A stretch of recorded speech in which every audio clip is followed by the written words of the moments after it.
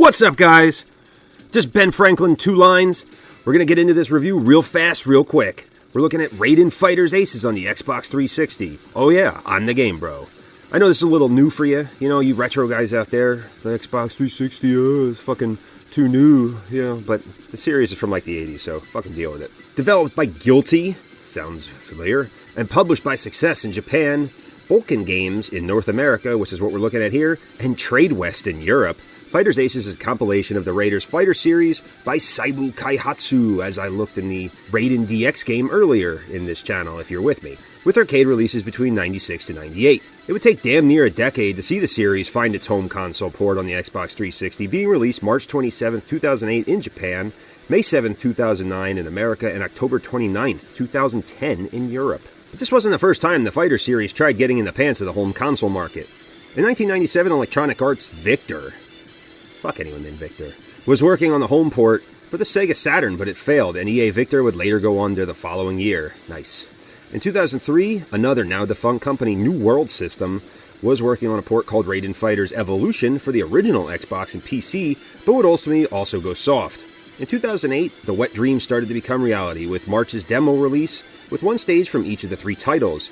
And before I get too deep into this 13-year-old, the titles on display here are 96's Raiders Fighters, 97's Fighters 2, Operation Helldive, and 98's Fighters Jet.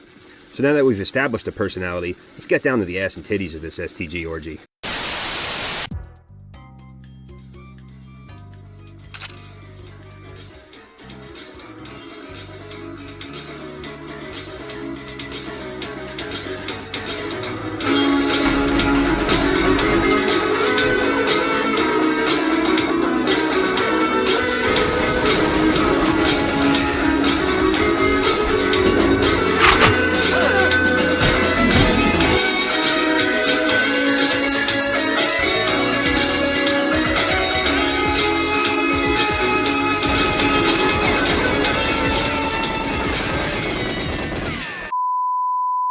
The first title, Raiden Fighters, features 7 stages and 3 missions. 5 ships, including the original Mark II, are available with laser and missile weapons, power-ups, and bombs.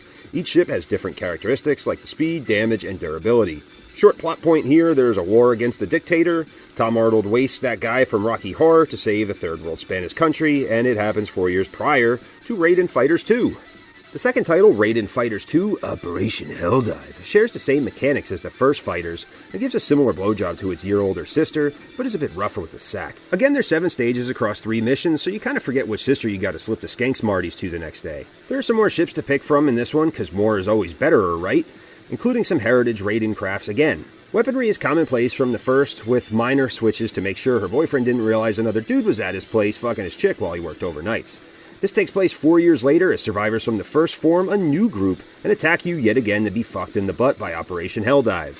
If fucking 2 sisters, most of their older relatives, and existing family wasn't already enough for you, it's time to defile the youngest, Raiden Fighters Jet. Fighters Jet introduces a stage progression system that measures the player's progression based on performance that would allow the player to advance to the real level sooner or be sent to a lower level. The plot focuses around this, going through simulations to see which pilot can handle a new experimental fighter in a real mission. Do well there and you could drop the nuke and bust inside, or pull out and finish on the titties. Again, there's a handful of ships to offer, with some special ones as well. Weapons and power-ups look a little better, but are pretty similar to the priors. Visually, Fighters Aces checks all the boxes and is cool seeing on a modern, at least at the time, console. The player's ships, bosses, and level design are all nice, port perfect, but unfortunately the gameplay doesn't live up to the same expectations. I played quite a bit across the 3 games, messed with a lot of the settings, and tried a bunch of different ships. I couldn't get comfortable other than with the balanced cover girl or the MILF MK2. Most of the other ships are unusable no matter how you adjust the sensitivity. To me the hitbox feels fucking massive, thinking I've weaved through the enemy fire only to die repeatedly. Maybe it's just the shit controls that causes it, because the analog stick on the 360 controller is sloppier than a 50-year-old snow bunny, and the D-pad is totally unresponsive. There's so much shit on screen, different types of enemy fire, that you often move right into, even light enemy fire, or it blends in with some of the backgrounds perfectly.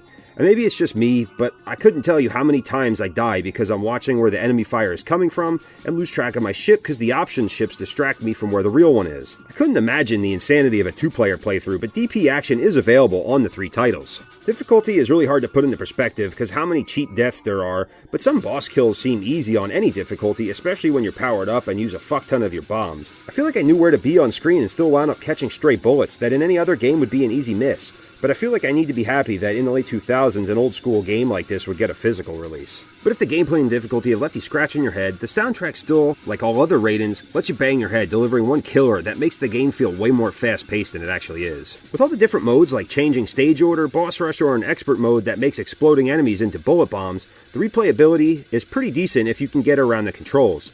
If you have the 360 hooked up, it's not a bad pickup and play, but there are better titles on the console. However, when it comes to me, it's my most sought after, and not being a rare title, was a surprisingly difficult game to acquire in person. It's not an expensive title to own either, coming in at around $50 to $70 depending on condition. But I can see it doubling soon like so many others that were former bargain buys. I don't know, maybe I should have just taken more time to learn and get some experience before going into this as quick as I did. And especially for as long as I wanted to try it.